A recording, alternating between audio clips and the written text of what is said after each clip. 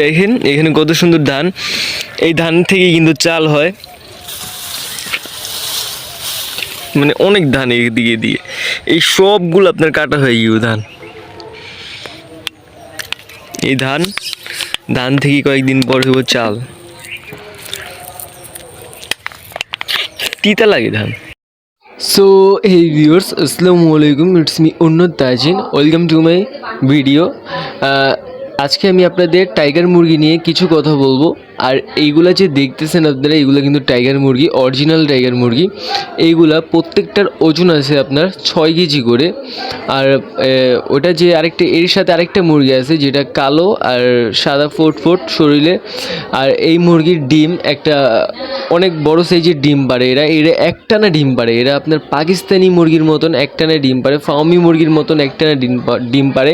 যদি এদের খাবার দাবার ভালোভাবে দেওয়া হয় তাহলে একটানা ডিম পারে। আর সাথে যে মুরগিগুলো দেখতেছেন, এই মোরগটা আর ওইটাও মোরগ, ওইগুলো আপনার দেশি মোরগ। তো ভাবা যায় দেশি মোরগের তুলনায়ও এই মুরগি কত পরিমাণ বড়।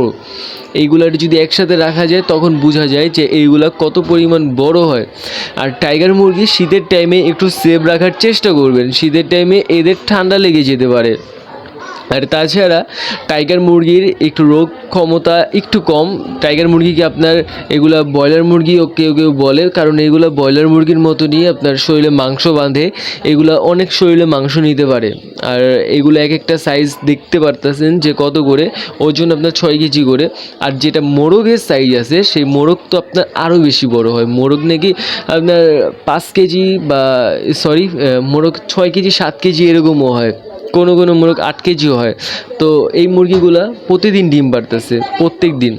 আর এইগুলা এখানে আপনার প্রাকৃতিকভাবে লালন পালন করা হইতেছে। এদের খাবার হিসাবে দেওয়া হইতেছে গম আর গমের ভুসি, ভুট্টা ভাঙা, এইগুলো দিয়ে এদের পালন করা হইতেছে এখানে।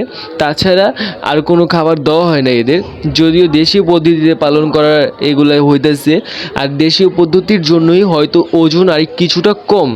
আর যদি এদের ফিড দিয়ে পালন করা হতো তাহলে এদের ওজন আরও বেশি হতো। আর টাইগার মুরগিকে কখনো চাল খাওয়াবেন না, টাইগার মুরগিকে যদি চাল খাওয়ান তাহলে টাইগার মুরগিতে ঠান্ডা অতি দ্রুত লাগে।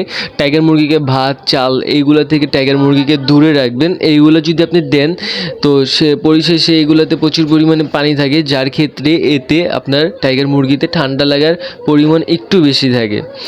আর সাদা আর কালো যে মুরগিটা, সেই মুরগিটা কিন্তু এই মুরগির চেয়েও তুলনামূলক একটু বড় বেশি। আর এদের দেখতে কিন্তু মাশাল্লাহ একদম গোলগাল, আর কিছুটা দেশি মুরগির মতনও লাগে। আর এরা কিন্তু দেশি মুরগি না, এরা আপনার ব্রয়লার আর কিছুটা অন্যরকম হয়ে এই জাত হয়েছে টাইগার মুরগি।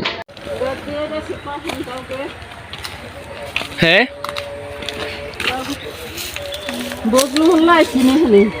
না, ওই যে হ্যাঁ ওই যে বজলু মোল্লা।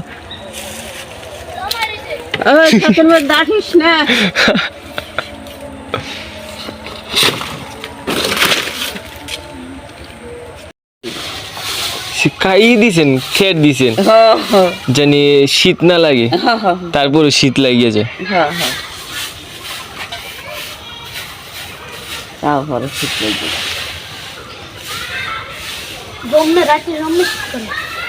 তো শীত করবো না রাত্রে কয় কি, ওটাতে হাঁস থাকে। এটি কি হাঁস? ক্যাম্বেল হাঁস?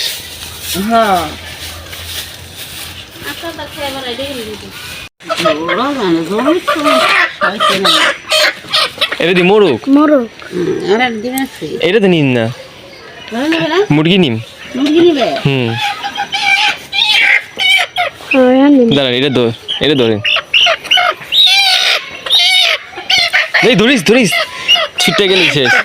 দে আমার হলুদ পাও নিচ্ছে, দেখি বাচ্চাটা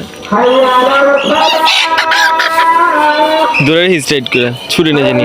এই বাচ্চা মুরগিটা আমি নিয়ে যাব ঢাকায়। তো আমরা এখান থেকে মুরগির বাচ্চা নিয়ে নিলাম, এই যে মুরগির বাচ্চা, দেখি বাচ্চাটা ধরে স্ট্রাইট করে ছুটে নিয়ে জানি। সো ভিউয়ার্স, আজ এই পর্যন্ত। ভালো থাকবেন সবাই, আবার নতুন কোনো ভিডিওতে দেখা হবে ইনশাল্লাহ। আর সাবস্ক্রাইব টু মাই চ্যানেল। কিছু বলার থাকলে কমেন্ট করতে পারেন, আর আমার পাশে থাকবেন প্লিজ।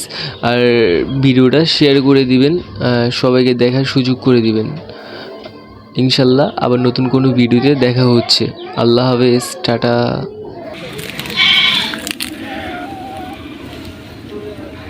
মানে কোনটা ছোট? ও এই যে এটা কালারটা বড়।